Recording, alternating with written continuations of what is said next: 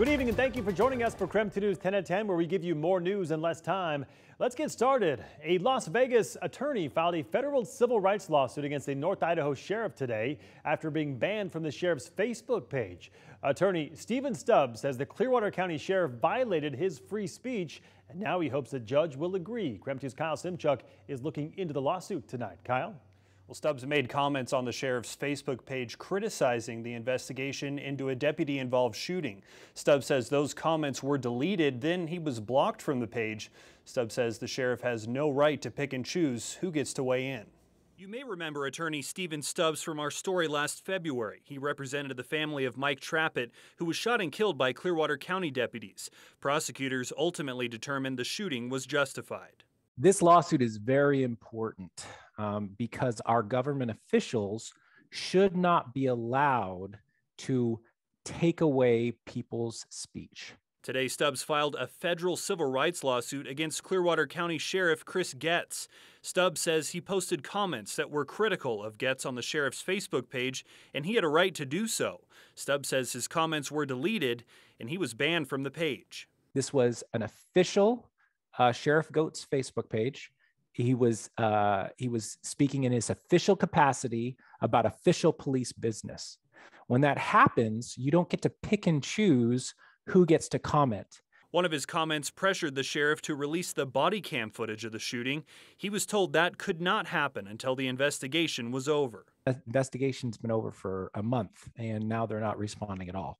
And so they're doing everything possible to make sure that nobody sees that video. Stubbs says the point of his lawsuit is to correct the behavior he says violated his First Amendment rights. Sheriff Goetz has a personal page. He can do whatever he wants on that.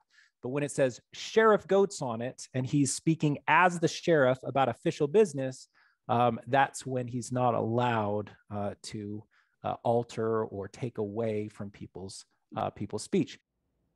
And we reached out to the sheriff's office and Mr. Goetz for a comment on the lawsuit, but have not heard back. KREM 2 also filed a public records request to get that body cam video. In the newsroom, Kyle Simchuk, KREM 2 News. Kyle, thank you very much. Well, we are finally seeing warm and sunny weather, but it might not last as long as you think. Let's get right outside to Chief Meteorologist Jeremy Legoo. And Jeremy, can't we just hang on to the weather we had today?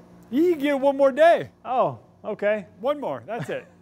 And then we're gonna let it go and let rain and thunderstorms come back to the forecast. But right now, how about this for you? Any guesses on temperature? Any? I don't hear any, so let's talk it. Mid-60s, 66 degrees right now. A couple of sprinkles coming down. I'm here to tell you on the South Hill, we've got nothing coming out of the sky. In fact, my convertible is parked right out there and I'm not worried about it. And you shouldn't be either. 62 in Coeur d'Alene, 57 in Sandpoint, 66 in Moses Lake.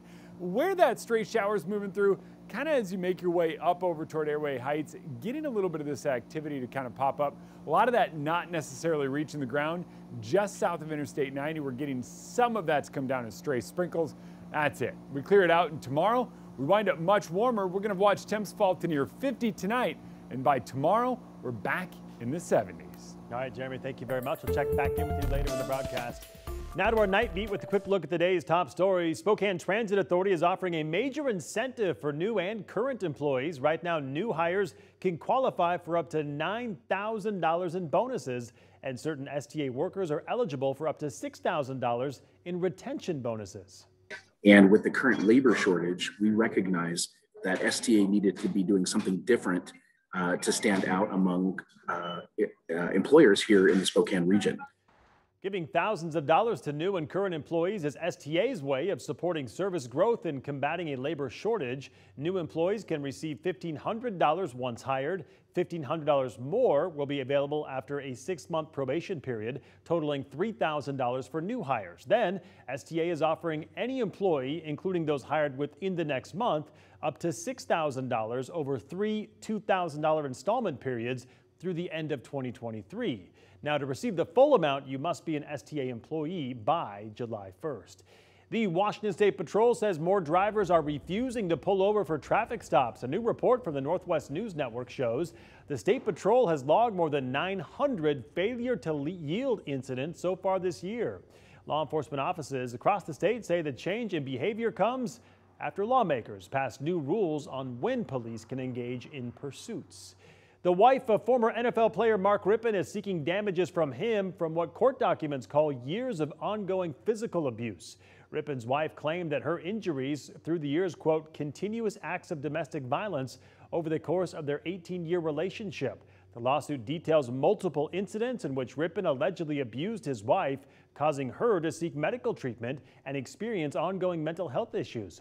In a statement from the Griffin family, they say, quote, although we question Ms. Wade's recollection and her assertions in her claim, we recognize the seriousness of any accusation of domestic violence perpetrated against women or men. To read that entire statement or to see a copy of that lawsuit, just head to our website, KREM.com. And that was your Night Beat. To learn more about any of these stories, just text us the word night to 509-448-2000. We'll send them directly to your phone. Well, we are learning new developments in Uvalde, Texas, and that school shooting there. The Robb Elementary School teacher who propped open an exterior door that the gunman used to get inside had actually closed the door, but it turns out it didn't lock. Investigators initially said the teacher had propped the door open with a rock and did not remove it before the gunman entered the school last Tuesday. But now investigators determined the teacher removed the rock and closed the door when she realized there was a shooter on campus, but that the door did not lock.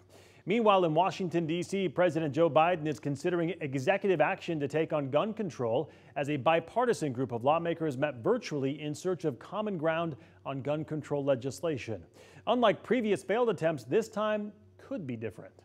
There's an awful lot of suffering. So much of it is preventable, and the devastation is amazing. Appearing with New Zealand's head of state, President Biden discussed his meeting with the family members of victims of the Texas shooting.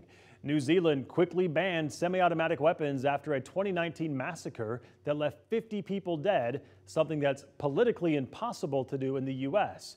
Still, the president feels Republicans could be open to some type of gun reform, and he plans to engage lawmakers soon, given there have been 17 mass shootings in the last week alone. That's according to the independent research group Gun Violence Archive.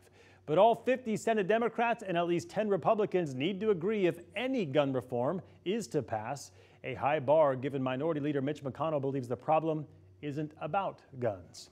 In the meantime, as Congress continues to try to find some common ground on a gun safety plan, Canada taking a tougher stance on gun laws.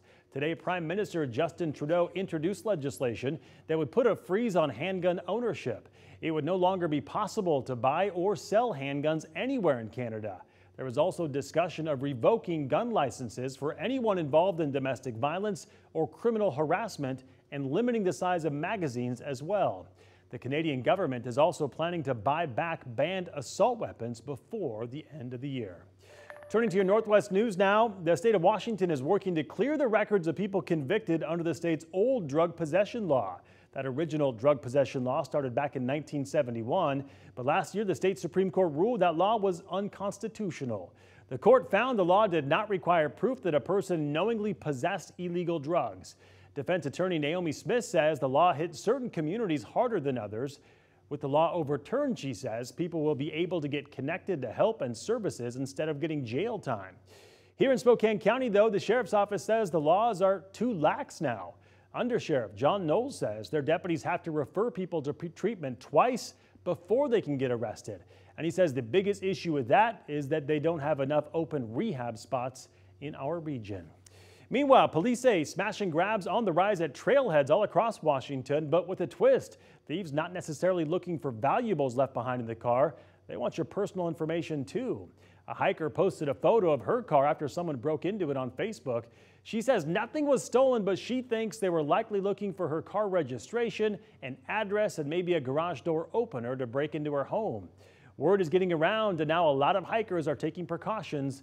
The State Patrol is teaming up with other law enforcement agencies to increase patrols at trailheads, and some communities are also starting watch groups. Meanwhile, in other Northwest news tonight, Riverfront Park's Big Red Wagon getting a facelift. Starting today, the Red Wagon will be fenced off so crews can make some minor metal repairs and then prime and paint the beloved interactive sculpture. The repairs are expected to take about 3 weeks. And that was your KREM 2 News 10 at 10, where you get more news in less time, but don't go to bed just yet. After the break, we are sharing an update to the 9-year-old girl who was attacked by a cougar in Stevens County over the weekend. We'll share how her recovery is going. We are back in just 90 seconds.